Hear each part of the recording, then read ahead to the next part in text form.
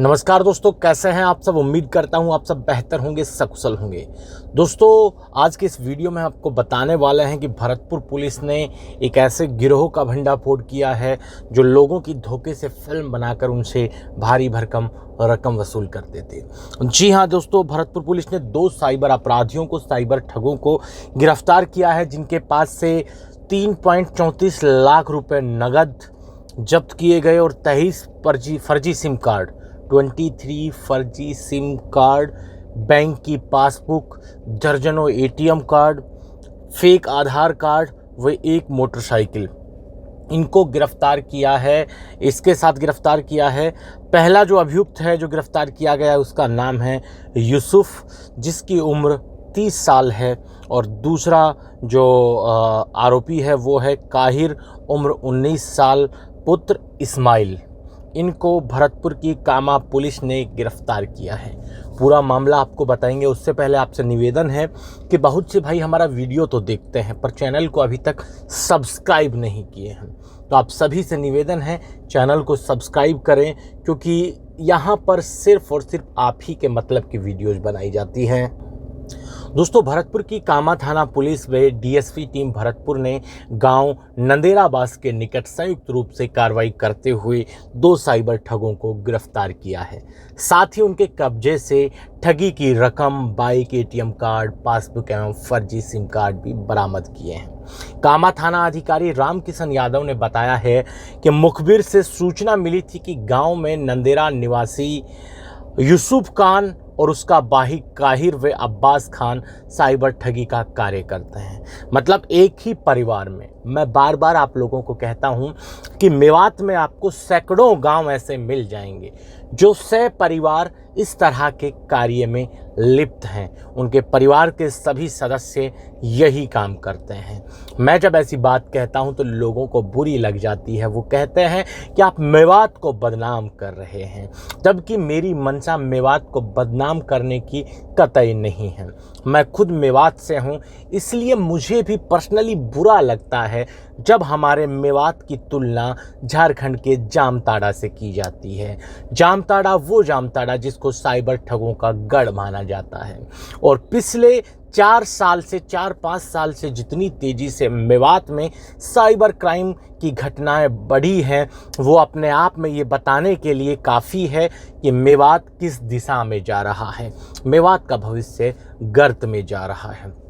उसी की बानगी नंदेरा गांव निवासी यूसुफ खान और उसके भाई काहिर व अब्बास खान ने पेश की है। साइबर ठगी का ये लोग काम करते हैं। उन्होंने अभी हाल ही में किसी पार्टी से बड़ी रकम की ठगी की है। ऐसा मुखबिर ने थाना कामा के जो एसएचओ हैं, थाना अधिकारी हैं रामकिशन यादव, उनको बताया था कि इन लोगों ने अभी एक बड़ी पार्टी से, किसी पार्टी से बड़ी रकम की ठगी की है। सभी ठगी की रकम को ठिकाने लगाने के लिए गांव से फरार होने की फिराक में हैं, जो गांव नंदेरा में से रवाना होकर कामा की ओर जा रहे हैं। यानी कि मुखबिर ने पुलिस को ये सूचना दी थी कि ये जो अपराधी हैं, जो ठगी की जो रकम है, इसको ठिकाने लगाने के लिए गांव से निकल चुके हैं और कामा की तरफ जा रहे हैं। जिस पर डीएसपी टीम प्रभारी मुकेश बैरवा के नेतृत्व में कामा थाना पुलिस, उनके साथ जुरेरा पुलिस और डीएसपी टीम ने संयुक्त रूप से कार्रवाई करते हुए दबिश दी। इसी दौरान गांव नंदेराबास के पास पुलिस को देखकर आरोपी भागने लगे और गांव नंदेराबास के अंदर घुस गए। पुलिस ने उन्हें गांव के चारों तरफ से घेर लिया और अंत में उनको गिरफ्तार कर लिया। ठग अब्बास मेव अपनी बाइक को वहीं छोड़कर ठगी की रकम से भरा बैग लेकर वहां से फरार हो गया, जबकि पुलिस ने 2 ठग यूसुफ और काहिर मेव को मौके से दबोच लिया। पुलिस ने हिरासत में लिए गए ठग यूसुफ व काहिर मेव के कब्जे से 3.34 लाख रुपए नगद, 1 दर्जन एटीएम कार्ड, सोचिए दोस्तों, 1 दर्जन एटीएम कार्ड, बैंक पासबुक व एक बाइक बरामद की। कामा पुलिस ने कामा पुलिस द्वारा गिरफ्तार किए गए दोनों ठगों का मेडिकल मुआयना करने के बाद मामले की गहनता से जांच अभी कर रही है।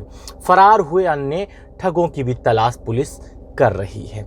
अब यहाँ बात आती है कि इन लोगों के पास दर्जनों एटीएम कार्ड, दर्जनों बैंक की पासबुक और फर्जी आधार कार्ड, ये सब कहाँ से आए, और लगभग 23 फर्जी सिम कार्ड भी इनके पास से पुलिस को बरामद हुई।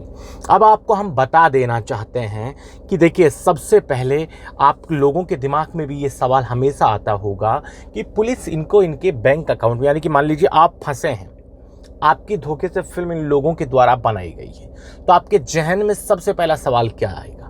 आपके जहन में सबसे पहला सवाल आता है कि भैया हमने इनके अकाउंट में पैसे डाल लेते तो पुलिस इनको इनके अकाउंट से ट्रेस क्यों नहीं कर लेती है?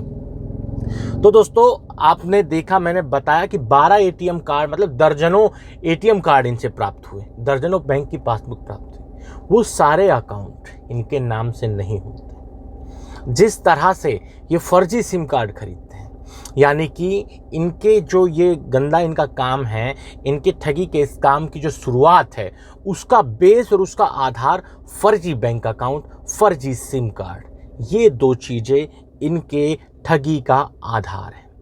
और पुलिस किसी भी अपराधी को पकड़ती है तो वो उसके मोबाइल नंबर और उसके बैंक अकाउंट की डिटेल से ही पकड़ती है, और ये दोनों ही चीज़ फर्जी ये लोग इस्तेमाल करते हैं। अब बात यहाँ ये आती है कि ये लोग लेके कहाँ से आते हैं इतने फर्जी बैंक अकाउंट्स? तो देखिए दोस्तों, इनके गिरोह अलग अलग रूप में काम करते हैं। एक गिरोह वो होता है जो बैंक अकाउंट का अरेंजमेंट इनके लिए करके देता है। कैसे करता है? वो लोग क्या करते हैं कि मान लीजिए कि ये ठगी का काम चल रहा है मेवात में, पर वो जो बैंक अकाउंट इस्तेमाल करेंगे वो सारे बैंक अकाउंट होंगे बाहर के। हो सकता है हरियाणा के हों, हरियाणा में सोनीपत बेल्ट साइड के हों, दिल्ली के हों, यूपी बिहार के हों, उत्तराखंड के हों, पश्चिमी बंगाल के हों। तो ये लोग क्या करते हैं, इनके गिरोह के कुछ लोग होते हैं जो लोगों को सरकारी योजनाओं का लाभ दिलवाने के नाम पर अलग अलग बैंक खातों में लोगों का अकाउंट खुलवा लेते हैं। वेरिफिकेशन, बायोमेट्रिक वगैरह करवा के लोगों का अकाउंट खुलवा देते हैं, लालच देते हैं कि आपके अकाउंट में इतने रुपए आपको मिलेंगे, सरकारी योजना का आपको लाभ मिलेगा।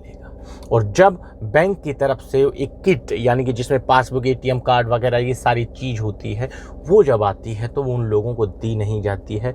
डायरेक्ट वहाँ से अकाउंट खुलवा के मेवात के लोगों को वो अकाउंट बाकायदा बेच दिए जाते हैं, बाकायदा किट के साथ बेचे जाते हैं, जिसमें जो आप मतलब साइबर अपराधी अकाउंट को खरीदते हैं उनको बाकायदा एटीएम कार्ड दिया जाता है, बाकायदा उनको एक बैंक की पासबुक दी जाती है। तो इस तरह से ये लोग काम करते हैं। इनकी बैंक की जो अरेंजमेंट का काम करते हैं वो भी मेवात के ही रहने वाले हैं। वो बाहर से बैंक अकाउंट खुलवाते हैं, लाकर इनको देते हैं। ठीक इसी तरह से ये फर्जी सिम का इस्तेमाल करते हैं, बाहर के लोगों के नाम से सिम को एक्टिवेट करवाते हैं और मेवात में उनको डिस्ट्रीब्यूट किया जाता है। इनका एक वही है कि जिस तरह से कोई इंसान एक ड्रग्स पहले बाहर से मंगाई जाती है, फिर एक लोकल इनका एक डिस्ट्रीब्यूटर होता है, फिर लोकल डीलर्स को वो बेची जाती है, ठीक इसी तरह से इनका ये पूरा रैकेट काम करता है। तो पुलिस ने इन लोगों को गिरफ्तार किया है। बहुत बेहतरीन कार्य कामा पुलिस की तरफ से किया गया है। अब उन लोगों को पुलिस ने रिमांड पर रखा है। जल्द ही पुलिस इस मामले में हो सकता है बड़ा खुलासा करे आने वाले समय में, और हम लगातार कोशिश करते रहेंगे। अगर इस केस में हमें कुछ और अपडेट मिलते हैं तो आपके साथ साझा हम जरूर करेंगे। अंत में हम आपको यही कहेंगे कि आप सभी इस तरह के मामलों के जब शिकार होते हैं तो साइबर क्राइम में अपनी कंप्लेंट फाइल जरूर करें, क्योंकि जब आप कंप्लेंट फाइल, माना कि आपकी कंप्लेंट पर कोई एक्शन नहीं होगा, पर एक डाटा तो उनके पास इकट्ठा होगा, कभी ना कभी तो उनके कान में जू रेंगेगी कि यार ये बहुत अति हो रही है, जो कि हो चुकी है। फिर भी अलग बात है कि पुलिस कार्रवाई नहीं करती है, पर ऐसा नहीं है कि नहीं ही करती है। बहुत से मामले होते हैं जिसमें पुलिस करती है।